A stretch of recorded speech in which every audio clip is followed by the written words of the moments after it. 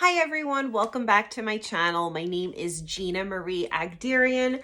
I am the self-published author of The Letters in the Old House, available on Amazon in paperback and Kindle.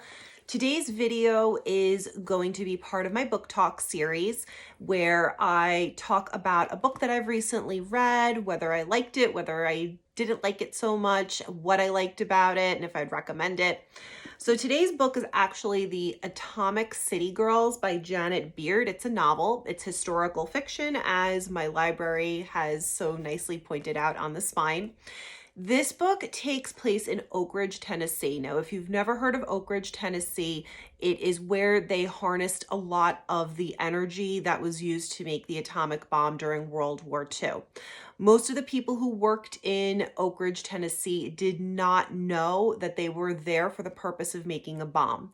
So I know that sounds weird, but there were a lot of different types of jobs. There were janitorial jobs, there were secretary jobs, there were construction jobs, all sorts of jobs. It was its own contained city, and all of the people were there to support the making of the bomb. So the book actually centers around a young woman named June. She's 18 years old, and she gets a job. She leaves home and she gets a job in Oak Ridge, Tennessee, along with her sister. And it really just talks a lot about the life there, the secrecy of what was going on. They didn't want people talking about their jobs there or what they were doing, regardless of whether you were a cook in the cafeteria or whether you were part of the army.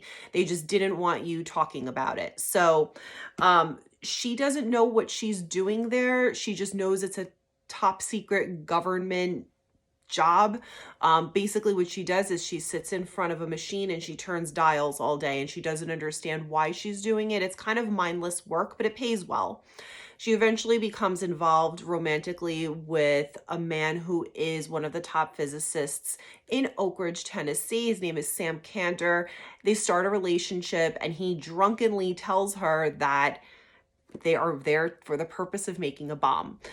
So what she does with that information is kind of interesting. It also talks about a Black man who is there to make money to support his family. He sends the money back home.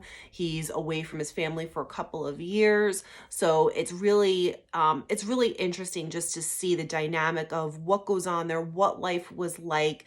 And it's served in a way where it's easy to understand what life was like there and what things were like at that time, without it feeling like you're just reading a Wikipedia article. It actually gives you characters that you can sympathize with or relate to.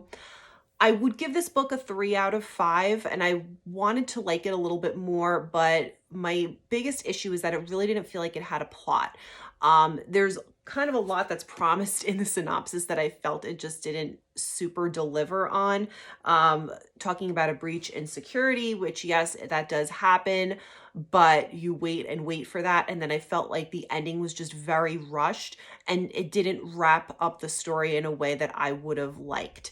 I would definitely, though, recommend reading this book, and really for the historical reasons, not so much because it's a really great story. I mean, the story is okay, but it's more for the historical reasons. The author really did her research on this, and she very nicely conveys what life was like there. So I would recommend reading this if you are interested in World War II history, or you'd like to learn more about Oak Ridge, Tennessee, and you don't feel like reading a boring history book. I think this will fit the bill. So if you've read this book and you liked it, didn't like it, let me know your thoughts in the comments. I'd love to hear what you thought of it. I'm always interested to see people's perspectives. And as always, happy reading, guys.